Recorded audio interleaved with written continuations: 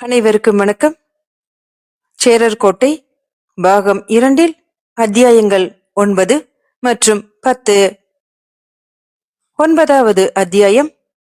தூதர் திரும்பினார்.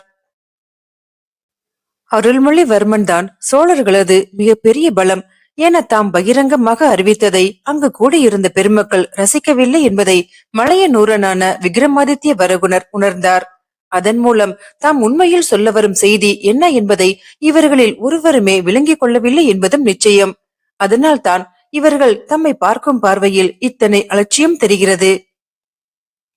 மக்களே, ஏதோ நேற்று முளைத்த காளானை போல திடீரென ஆரைவாய் மொழிக்கு வந்து சேர்ந்து பிறப்புரிமையை காட்டி தென்னாட்டின் மணிமுடியை அபகரித்துக் கொண்டு விட்டேன் என்றா எண்ணுகிறீர்கள்? இது எத்தனை மனிதர்களின் கனவு, எத்தனை வருட கனவு என்பது உங்களுக்கு தெரியுமா? இதற்கு பின்னால் எத்தனை திட்டங்கள், செயல்பாடுகள், அடிமட்ட தொடர்புகள் இருக்கின்றன என்பது உங்களுக்கு தெரியுமா? வருடக்கணக்கான உழைப்பையும் அலைச்சலையும் ஈந்துதான் இந்த மணிமுடியை பெற்றிருக்கிறேன் என்பது உங்களில் ஒருவருக்காவது தெரியுமா? எளிதில் எவருக்குமே மயங்காத தானே தலைவரே, இவரை தென்மலை நாட்டின் அரசராக பகிரங்கமாக அறிவித்தே ஆக வேண்டும். அதற்கு பிறகுதான் பாண்டிப்படை நாடுவாழி படைகளுடன் சேர்ந்து சோழரை எதிர்க்கும் என கண்டிப்பாக தெரிவித்த பிறகுதானே இந்த வள்ளுவ நாட்டு கிழவன் பட்டாபிஷேகத்திற்கே ஒப்புக்கொண்டான். அடே, இந்த மலையனூரனை என்னவென எண்ணி விட்டீர்கள்? இந்த மணிமுடி என் சிரசில் வந்து அமர்ந்த பிறகே நான் ஆய்வேலன் ஆனதாகவா எண்ணுகிறீர்? இல்லை, இல்லவே இல்லை. பல காலங்களுக்கு முன்னர் ஒரு இருட்டு இரவில் பாழடைந்ததொரு மண்டபத்தில் மழை தூறல்களின் நடுவே தலைவர் சிறுவனாக இருந்த என் சிரசில் கரத்தை வைத்து அடுத்த தென்மலை நாட்டு ஆய்வேல் நீதான் என ஆசிர்வதித்தாரே. அன்றே அந்த கணமே நான் இந்த பகுதிகளின் ஏகபோக அரசனாகிவிட்டேன். அவரது பொற்கரத்தை விட இந்த மணிமுடி எனக்கு உயர்ந்ததல்ல. அனாதையாக தெரிந்து கொண்டிருந்த என்னுடைய பிறப்புரிமை அன்றே அவரால் நிலைநாட்டப்பட்டு விட்டது. அதனை நீங்கள் எல்லோருமே ஏற்றுக்கொள்ள வேண்டும் என்றுதான் இத்தனை வைபவங்களுக்கும் நான் ஒப்புக்கொள்கிறேனே ஒழிய, என்னை பொறுத்தவரையில் நான் என்றுமே ஆய்வேல்தான், என்றுமே அரசன்தான். வெளிப்படையாக இவன் எதிரியை கொண்டாடுகிறானே என்று மலைத்து போய் நிற்கிறீர்கள். அப்படியும் நான் கூறியதன் உள்ளார்த்தம் என்ன தெரியுமா? அவன்தான் அவர்களது மிக பெரிய பலம். அதனால் அந்த பலத்தை அதிக காலம் உயிரோடு விட்டு வைக்க கூடாது. நேரம் பார்த்து வேலையை தீர்த்து விட வேண்டும் என்பதுதான். உங்களைப் போல அரண்மனையின் ஆடம்பரங்களில் மூழ்கி 6 வேளை அறுசுவை உணவுண்டு உடல் பெருத்து அந்த பருத்து அழகிகளின் மடியில் உருண்டு கிடப்பவன் நான் என்றா நினைத்தீர்கள்? நான் அன்றாடம் மண் தரையில் படுப்பவனடா. மக்களோடு மக்களாக சாணம் பூசிய தரையில் புழுதியில் புரண்டு படுத்தவன். அவர்களோடே இருந்தவன், அவர்களுடனேயே வாழ்ந்தவன். என்னுடைய தொடர்புகள் அருள்மொழிவர்மனின் அந்தப்புறம் வரை, ஏன் தேவைப்பட்டால் அவனது அந்தரங்க பள்ளியறை வரை கூட நீளுமடா.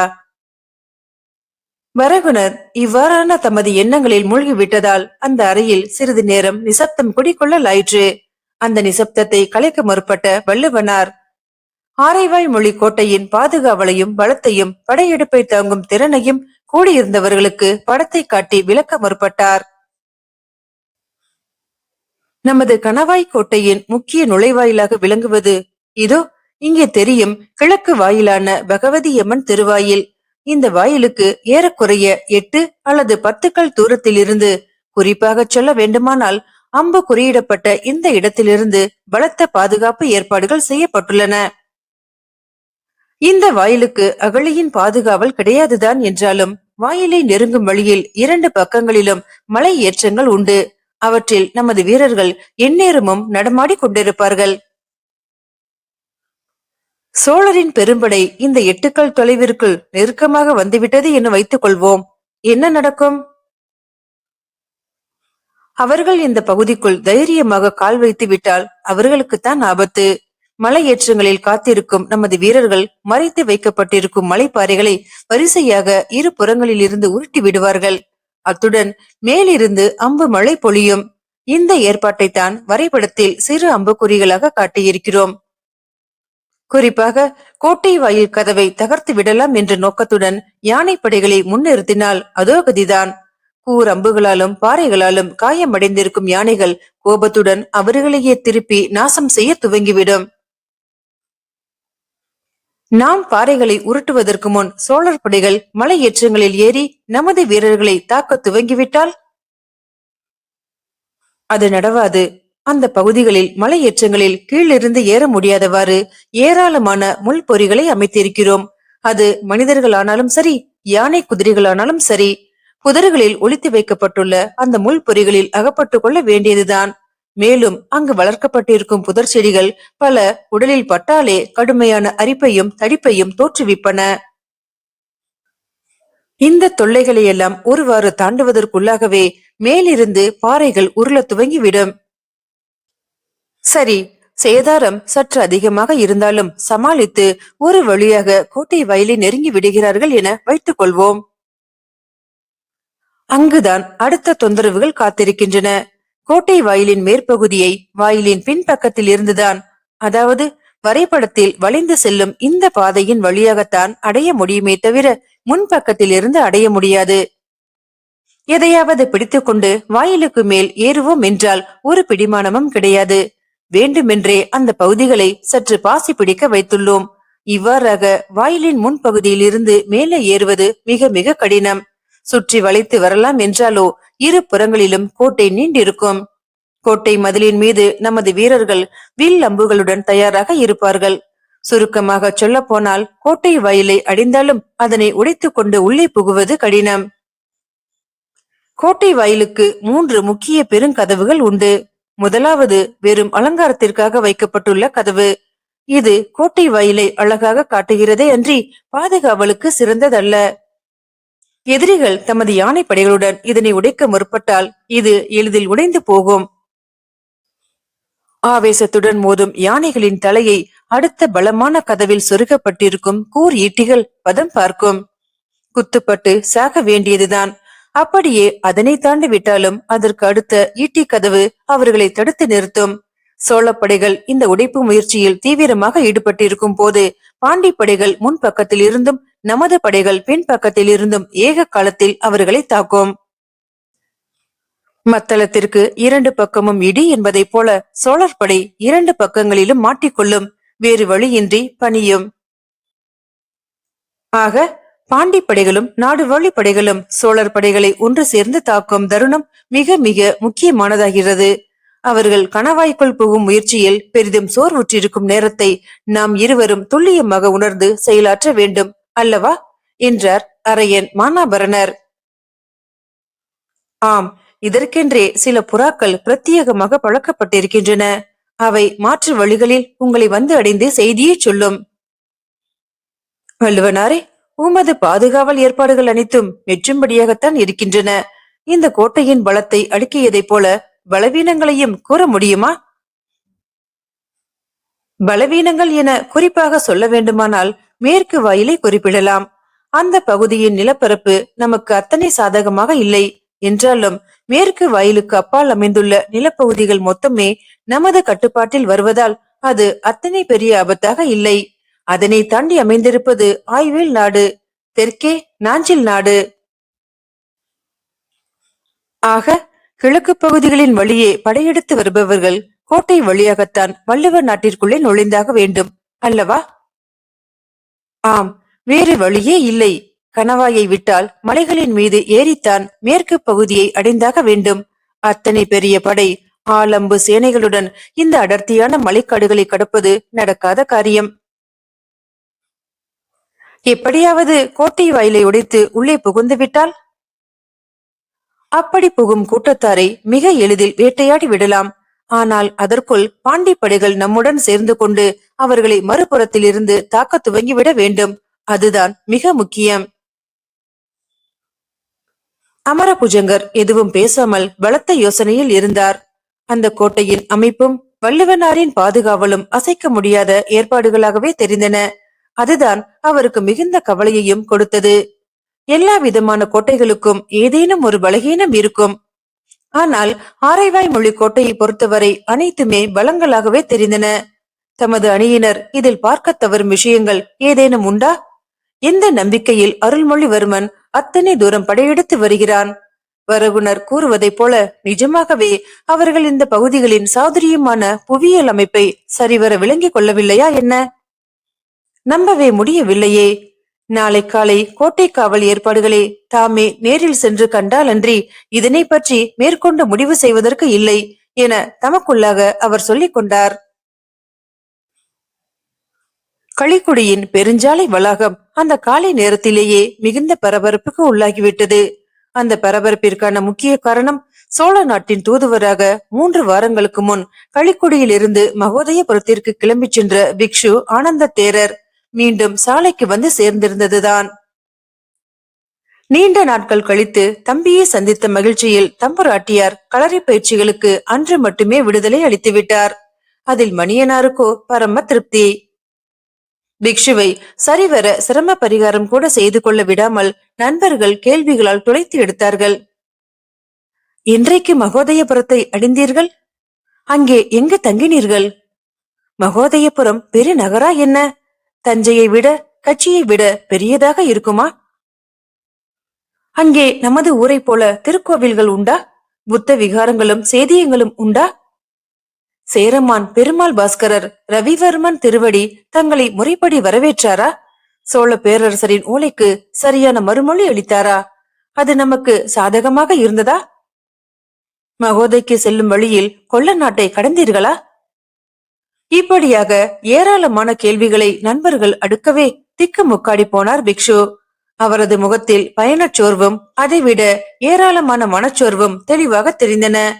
இருந்தாலும் தம்முடைய உற்ற நண்பர்களின் உற்சாகத்தை குறைக்க விரும்பாமல் சுருக்கமாகவே அவர்களின் கேள்விக்கு பதிலளித்தார். அவரது பதில்களின் சாராம்சம் பின்வருமாறு. களிக்குடியில் இருந்து கிளம்பிய பிக்ஷு கடற்கரையோரமாகவே பயணம் செய்து 6 நாட்களில் மகோதயபுரத்தை அடைந்துவிட்டார். வழியில் ஸ்ரீ மூலவாச விகாரையில் மட்டுமே ஓர் இரவு மட்டுமே தங்க நேர்ந்துள்ளது. ஆகவே கொல்லம் முதலான நாடுகளில் கால் பதிக்க முடியவில்லை.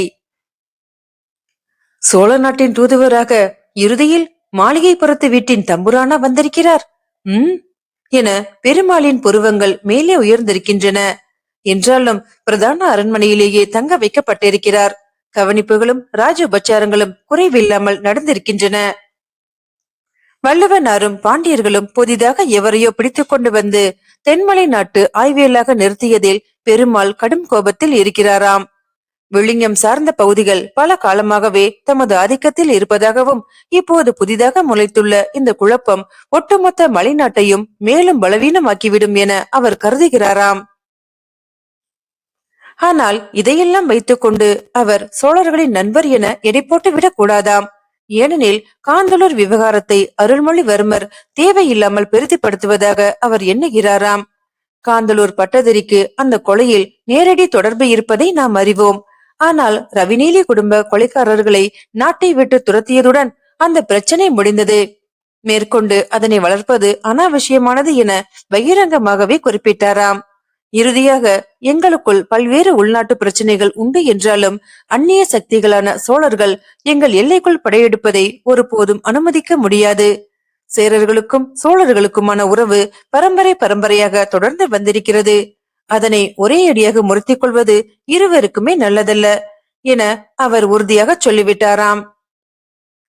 தென்மலை நாட்டு படையெடுப்பில் பெருமாளின் 1 குறை 1000 கலந்து கொண்டால் சோழர் படை ஜெயிப்பது மிகவும் கடினம் என பெருமூச்செறிந்தபடியே களைப்பில் கீழே சாய்ந்தார் பிக்ஷு ஆனந்த தேரர். அத்தியாயம் 10. குருஸ்துதி. ஆனந்த தேரர் களிக்குடிக்கு வந்து சேர்ந்த மறுநாளே அவரை நண்பர்களுடன் பிடித்து அமர வைத்து திறவுகோல் சூத்திரங்களில் உள்ள சொற்களை தனித்தனியே எழுத்தாக எழுதி காட்டச் சொல்லி பழக்கிவிட்டு அந்த பெட்டியின் மேல் எழுதப்பட்டிருந்த எழுத்துக்களை ஒருவாறாக சிரமப்பட்டு படித்துவிட்டார் தம்புராட்டியார். நேரடியாக பிக்ஷுவை விட்டு அந்த சூத்திரங்களை அவர் படிக்க முயலவில்லை என்பதுதான் வேடிக்கை. என்னதான் மாளிகைப்புறத்து வீட்டின் தம்புரானாகவும் தனது உடன் பிறந்த தம்பியுமாகவே இருந்தாலும் பிக்ஷு ஸ்ரீவல்லப பெருஞ்சாலையின் மாணவர் இல்லையாம். அதனால் அவர் அந்த சமஸ்கிருத ஸ்லோகங்களை படிக்க கூடாதாம். எப்படி இருக்கிறது கதை? திறவுகோள் சூத்திரங்கள் இன்னதாம் என அடையாளம் கண்டு கொண்ட மறுகணமே அவர் எல்லையில்லா மகிழ்ச்சியில் துள்ளி குதிப்பார் என எதிர்பார்த்திருந்த நண்பர்களுக்கு அவரது முகத்தில் தோன்றிய சோர்வுகளை மிகுந்த வியப்பை அளித்தது.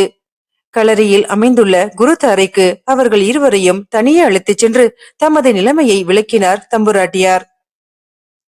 உண்ணிகளா, இது நான் நினைத்ததைப் போல அத்தனை எளிதாக முடிகிற விஷயமாக இல்லை.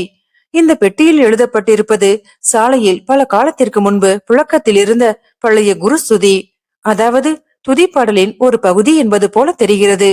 அந்த பண்டைய துதி முழுவதும் தெரிந்தால் ஒழிய திறவுகோல் சூத்திரத்தை முடிக்கும் சொற்களை கண்டுபிடித்து பெட்டியை திறப்பது கடினம். குரு ஸ்துதியா? அப்படியென்றால் என்ன? அந்த காலத்தில் ஒவ்வொரு சாலையை சேர்ந்த சட்டர்களும் தினமும் காலை மாலை ஆகிய இரு வேளைகளும் குருத்தாரையில் நின்று தமது சாலைக்கே உரிய குருவணக்க துதியை மௌனமாக பாடுவார்கள். அதாவது வாய்விட்டு பாடாமல் மனதால் நினைப்பார்கள். இது ஒரு வகையான வழிபாடு, தியானம். இதில் அந்த சாலையின் பண்டைய குருக்களை பற்றிய பல ரகசிய குறிப்புகள் வரும். சாலையில் புதிதாக சேரும் மாணவருக்கு ஒரு முறைதான் இந்த குருஸ்துதி கற்றுக் கொடுக்கப்படும். அதுவும் மணலில் எழுதி கூட கற்பிப்பார்கள் என கேள்விப்பட்டிருக்கிறேன்.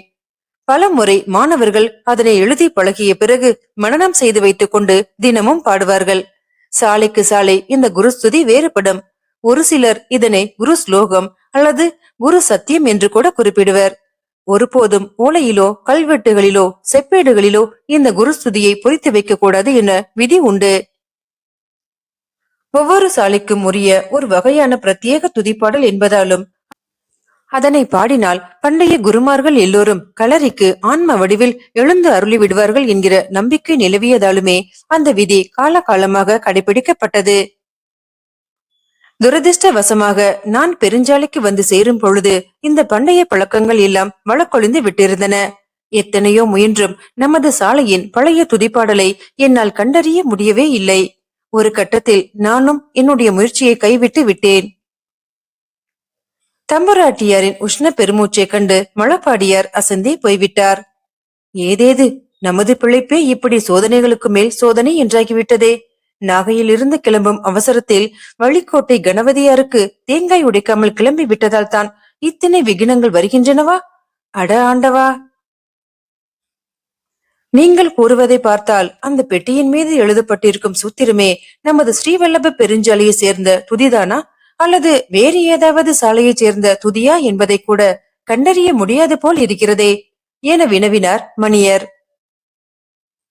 புத்திசாலித்தனமாக கேள்வி கேட்கிறாய். ஆனால் அந்த சந்தேகமே உனக்கு வேண்டாம். அந்த சூத்திரங்கள் நிச்சயம் நமது சாலையை சேர்ந்தவைதான் என்பதற்கு அவையே சான்று பகர்கின்றன. மீண்டும் அந்த பெட்டியை எடுத்து அவற்றை ஒரு முறை படி. பயபக்தியுடன் தமது கரங்களில் வைக்கப்பட்ட அந்த பவளப்பாறை பெட்டியின் எழுத்துக்களை மீண்டும் ஒருமுறை சிரமப்பட்டு மணியனார் படிக்க துவங்கினார். முளிக்கல குரோர பௌத்திர. முளிக்கல அல்ல, மூலிகுல. லீ திராவிட சிறப்பெழுத்து. அது சமஸ்கிருதத்தில் கிடையாது. அதனால் மூலிகுல என்று எழுதியிருப்பார்கள். மூலிகுல குரோக பௌத்திரக. சரிதானா? மேற்கொண்டு படி. ஸ்ரீ கிருஷ்ண தனுஜோ மகன். தம்புராட்டியார் மனம் விட்டு சிரித்தார். மகன் அல்ல, மகான். மூலிகுல குரோக பௌத்திரக ஸ்ரீ கிருஷ்ண தனுஜோ மகான். இதற்கு அர்த்தம் மூலிகுல குருவின் பேரனும் ஸ்ரீ கிருஷ்ணன் என்பவரின் மகனும் பெருமை வாய்ந்தவனுமான என்பதுதான். இந்த துதியில் முதல் வரி ஏனோ எழுதப்படவில்லை. அதில்தான் இவரது கோத்திரமும் பிறந்த குடும்பமும் குறிக்கப்பட்டிருக்கும். மேற்கொண்டு படி. தஸ்ய ஈயம் பலராமேசிய. இல்லை இல்லை, அஸ்திகா. ஈயம் பித்தளையெல்லாம் கிடையாது. ஈயம். படி. அபியாச கர்மநக. இதுதான் முக்கியமான வார்த்தை. பூர்வானுபவ கிரந்தங்களில் பல வகை உண்டு. அதில் இது அபியாச கர்மணம், அதாவது பயிற்சி ஏடு எனும் வகையை சார்ந்தது. ஸ்ரீவல்லப மகாசாலோ குர. ஸ்ரீவல்லப மகாசாலோ. இதில் நமது சாலையின் பெயர் தெளிவாக வந்துவிடுகிறது. பார்த்தாயா? ஆக நிச்சயம் இது ஸ்ரீவல்லப பெருஞ்சாலையின் கிரந்தம்தான். எதற்கும் ஒருமுறை நீங்கள் படித்ததை அப்படியே எழுதி காட்டுகிறேன். சரியாக இருக்கிறதா என பாருங்கள். மலமளவென மணலில் தம்புராட்டியார் கீழ்கண்ட வாக்கியங்களை எழுதலானார். நிச்சயம் இது பெரிய துதிப்பாடலின் ஒரு பகுதிதான். மூலிகுல குரோக பௌத்திரக ஸ்ரீகிருஷ்ண தனுஜோ மகான் தஸ்ய இயம் பலராமசிய புஸ்திகா அபியாசு கர்மனக ஸ்ரீ வல்லப மகாசாலோ குரோக. ஆக, நமது சாலையை மகாசாலை என அவரே குறிப்பிடுகிறார் என்றால் எத்தனை புண்ணிய ஆத்மாக்கள் புழங்கிய பூமியில் நாம் இப்போது நடமாடிக் கொண்டிருக்கிறோம். இதன் பொருள் விளங்கவில்லை அம்மா. பெரிதாக ஒன்றுமில்லை. மூலிகுல குருவின் பேரனும் ஸ்ரீ கிருஷ்ணன் என்பவரின் மகனுமான அறிவில் சிறந்த பலராமனின் பயிற்சி ஏடு இது. இந்த பலராமன் ஸ்ரீ வல்லப மகாசாலையின் குருக்களில் ஒருவர். இத்துடன் முழுமையடையாமல் இந்த சூத்திரம் நின்று விடுகிறது. இதனை பூர்த்தி செய்ய இன்னும் 2 சொற்கள் தேவை. அந்த 2 சொற்களும் இவர் இன்னவாறு சிறப்பு மிக்கவர் என்பதை குறிப்பிடும். உன்னிகளா, எப்பேற்பட்ட பொக்கிஷம் தெரியுமா இது? நமது பெருஞ்சாலையின் குருக்களுள் மிக மிக உயர்வானவராக மதிக்கப்படும் பலராம நம்பூதிரியின் கிரந்தம் இது. அவர் பழைய கோட்டைத்தளி வீட்டு வம்சத்தில் வந்தவர். தன்னை மூலிகுளத்து குருவின் பேரனாக சொல்லிக் கொள்கிறார் பாருங்கள். ஆக, ஒரு வகையில் நமது சாலை மூலிகுளத்தின் பாரம்பரியத்தை ஒட்டித்தான் ஏற்படுத்தப்பட்டிருக்க வேண்டும். ஆகா, இந்த பெட்டியை மட்டும் களமறுக்கும் போட்டிகளுக்கு முன்பாக நம்மால் திறக்க முடிந்தால் நிச்சயம் திறந்து விடலாம் அம்மா என்றார் மழப்பாடியார்.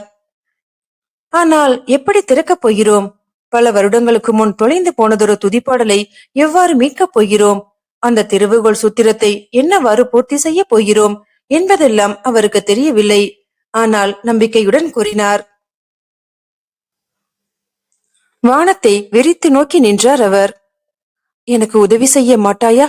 கை கெட்டும் தூரத்தில் வந்துவிட்ட பொக்கிஷத்தை வாய்க்கு எட்டும்படி செய்ய மாட்டாயா என்றெல்லாம் கண்ணுக்கு தெரியாத பரம்பொருளை நோக்கி இறைஞ்சியது அவரது மனம். பிரபஞ்சம் முழுவதையும் வியாபித்து ஊடறுத்து இணைக்கும் அந்த பெரும் சக்தி மழப்பாடியாரையே முறைத்து பார்த்தபடி மௌனமாக நின்றது. வானில் மேக கூட்டங்கள் கூடின, கலைந்தன, ஓரிடத்திலே நிலை கொள்ளாமல் அங்கும் இங்கும் தவித்தன. ஆரைவாய் மொழிக்கோட்டை அமைந்திருந்த மலை முகடுகளை ஒட்டி அடர்த்தியான காடு இரு புறங்களிலும் செழித்து வளர்ந்திருந்தது. மணி நீரும் மண்ணும் மலையும் அணிநிழல் காடும் உடையது அரண் என்ற குரல் மொழியை பின்பற்றி சுற்றிலும் பாதுகாவல் மிக்க காட்டு அரணால் அந்த கோட்டை இரு புறங்களிலும் பாதுகாக்கப்பட்டிருந்தது. முன்பின் பழக்கமில்லாதவர்கள் அந்த காட்டுக்குள் புகுந்து விட்டால் பின்னர் வழி கண்டுபிடித்து வெளியேறுவதற்குள் உன்பாடு என்பாடு என்றாகிவிடும். மலை மேல் அமர்ந்திருந்த அரண்மனைக்கும் மலையின் கீழ் அமைந்திருந்த பகவதி அம்மன் பெருவாயிலுக்கும் இடைப்பட்ட பிரதேசத்தில் காட்டிலிருந்து கிளம்பிய சிற்றாறு ஒன்று தன் போக்கில் போய்க் கொண்டிருந்தது. அவ்வாற்றின் தீரத்தில் ஒதுக்குப்புறமானதொரு இடத்தில் பெரும் பாறை ஒன்றின் இரு புறங்களிலும் காந்தலூர் ஆச்சாரியாரின் தம்பியரான வாமனரும் அச்சுதரும் அமர்ந்திருந்தார்கள். வாமனர் ஏதோ ஒரு யோசனையில் மிக ஆழ்ந்தவராக சிற்றாரின் சலசலப்பையும் மீன்களையும் நோக்கி நிற்க, அச்சுதர் இருப்பு கொள்ளாமல் அவரையும் ஆற்றையும் மாறி மாறி நோக்கி நின்றார். யுக யுகாந்திரங்கள் என்று சொல்லத்தக்க பல நிமிடங்கள் இவ்வாறு மௌனமாகவே கழிந்தன. அண்ணா, தம்பி. என்ன அண்ணா, பலத்த யோசனை போல் இருக்கிறது. ஏதோ என்னுடன் தனியாக பேச வேண்டும் என சொன்னீர்களே? ஆமாம் அச்சுதா, பேசத்தான் வேண்டும். ஆனால் எங்கு எப்படி துவக்குவது என்பதுதான் தெரியவில்லை. என்னிடம் என்ன தயக்கம் தங்களுக்கு? வேறு எந்த விஷயமாக இருந்தாலும் தயக்கம் இராதுதான். ஆனால் நமது அன்னையும் தந்தையும் ஆசானுமாக விளங்கும் அண்ணனார் பற்றிய பேச்சு என்றாலே சிறிது தயக்கம் ஏற்பட்டு விடுகிறது. பரவாயில்லை அண்ணா, எதுவாயினும் சொல்லுங்கள். நீங்கள் சொல்ல போவது எதுவாக இருந்தாலும் அவற்றை ஏற்றுக்கொள்ள சித்தமாகவே இருக்கிறேன். சரியானபடி யூகித்து விட்டாய் அச்சுதா. என்னை விட உனக்கு நுண்ணறிவு மிகுதி, அதில் சந்தேகமில்லை. கிடக்கட்டும் அண்ணா, சொல்ல எண்ணியதை சொல்லுங்கள். 2 நாட்கள் முன்பு பட்டாபிஷேக வைபவம் நடந்து முடிந்ததல்லவா? அதில் நமது அண்ணனுக்கு அருகில் விற்றிருந்த பெரியவர் யார் என்பது உனக்கு தெரியுமா? அபிஷேகம் நடந்த கையோடு நேராக அவரிடம் வரவுணர் ஆசைகள் பெறுவதற்காக வந்தாரே. உறுதியாக தெரியவில்லை அண்ணா, ஆனாலும் யூகிக்க முடிந்தது. என்னவென யூகித்தாய்? அவர் அநேகமாக ரவிநீலியின் புதல்வர்களுள் ஒருவராக இருக்கக்கூடும் என யூகித்தேன். வாமனரின் முகத்தில் வியப்பு குறிகள் தோன்றின. அவர் குறிப்பாக யாராக இருக்கக்கூடும் என யூகிக்க முடிந்ததா? தோராயமாகவே யூகிக்க முடிந்தது.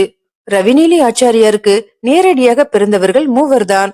நான்காம் அவர் பிற்காலத்தால் தத்தெடுக்கப்பட்ட மலையனூரனான விக்ரமாதித்ய வரகுணர்.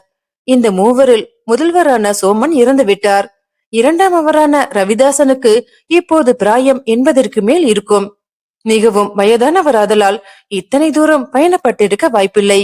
ஆகவே பட்டாபிஷேக வைபவத்திற்கு வருகை தந்தவர் மூன்றாம் அவரான பரமேஸ்வரராகத்தான் இருக்க வேண்டும்.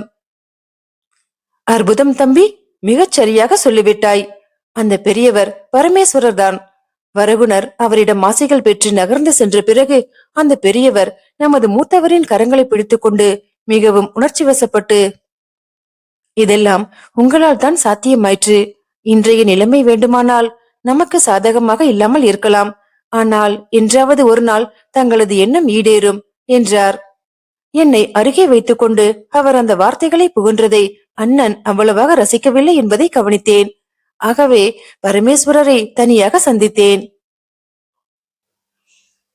தாம் பேசிக்கொண்டே செல்ல செல்ல உணர்ச்சிகள் எதுவுமற்று தன்னை வெறித்து நோக்கி நிற்கும் அச்சுதரின் கண்களை பார்த்தார் வாமனர். அவருக்குள் ஏதேதோ எண்ணங்கள் அலைமோதின. அவற்றை கட்டுப்படுத்திக் கொண்டு தொடர்ந்து பேசுவதே சிரமமாக இருந்தது. ஒருவாறாக தன்னை தேற்றிக்கொண்டு பேச்சை தொடர்ந்தார். அண்ணன் நம் இருவரிடமும் பகிர்ந்து கொண்ட செய்திகள் அனைத்தும் உண்மைதான், அதில் சந்தேகமே இல்லை. ஆனால் ஒரு சில விஷயங்களில் முக்கியத்துவத்தை கூட்டியும் குறைத்தும் வழுப்பியும் சொல்லியிருக்கிறார் என்பது போல தோன்றுகிறது. உதாரணமாக ஆதித்த சோழரின் கொலையை பற்றி நம்மிடம் அன்று ஒரு நாள் குறிப்பிட்டு பேசும்போது அந்த படுகொலையை பற்றி தமக்கு ஒன்றுமே தெரியாது என்றும் மிக கேவலமான துர்செயலாக அது இருந்தது என்றும் வீராதி வீரனான ஆதித்தனுக்கு அப்படிப்பட்ட மரணம் நேர்ந்திருக்க கூடாது என்றும் குறிப்பிட்டாரே, ஞாபகம் இருக்கிறதா? அது ஏன் அத்தனை தூரம் கேவலமான துர்செயலாக அவரால் வர்ணிக்கப்பட்டது என்பதை அன்று நம்மால் புரிந்து கொள்ளவே முடியவில்லை அல்லவா? ஆனால் பரமேஸ்வரரின் கூற்றுப்படி ஆதித்தனின் கொலையில் அண்ணனுக்கு மிக முக்கியமான பங்கு இருக்கிறது. அது என்ன பங்கு என்பது அவருக்கு தெளிவாக தெரியவில்லை, அல்லது அதனை என்னிடம் சொல்ல அவர் பிரியப்படவில்லை. அது மட்டுமல்ல, தாசனும் நமது அண்ணனும் சேர்ந்து கொண்டு சோழ நாட்டின் அரசியல் அமைப்பையே சேர நாட்டின் முறையை ஒட்டி மாற்ற முயன்றிருக்கிறார்கள் என்பதை பரமேஸ்வரர் அழுத்தம் திருத்தமாக தெரிவித்தார். இது சோழ அரசனின் அதிகாரத்தை குறைக்கும் நேரடி முயற்சி என கொள்ள வேண்டியதுதான். அது மட்டும் நிகழ்ந்திருந்தால் நாம் எல்லோரும் இது போல இருப்போமா என ஏக்க பெருமூச்சே அவரிடமிருந்து எழுந்தது. அண்ணன் எதற்காக இப்படியெல்லாம் செய்தார் என்பதற்கான காரண காரியங்களை புரிந்து கொள்ள நாம் அதிகம் அலசி ஆராய வேண்டியதில்லை. அந்த காலகட்டத்தில் அந்நியார் சம்பந்தப்பட்ட நிகழ்வுகளின் காரணமாக சோழர்களின் மீது தாம் கடுமையான கோபத்தில் இருந்ததாக அவரே நம்மிடம் தெரிவித்திருக்கிறார். அந்த கோபம் பல்வேறு வகைகளிலும் அப்போது வெளிப்பட்டிருக்கிறது. அச்சுதரின் முகபாவத்தில் எல்லளவும் மாற்றங்கள் ஏற்படவில்லை. அதே உணர்ச்சிகளற்ற வெற்று பார்வை. எதற்காக இதையெல்லாம் என்னிடம் தெரிவிக்கிறாய் என்பதை போல. நீ என்ன நினைக்கிறாய் அச்சுதா? இதில் நினைப்பதற்கு என்ன இருக்கிறது?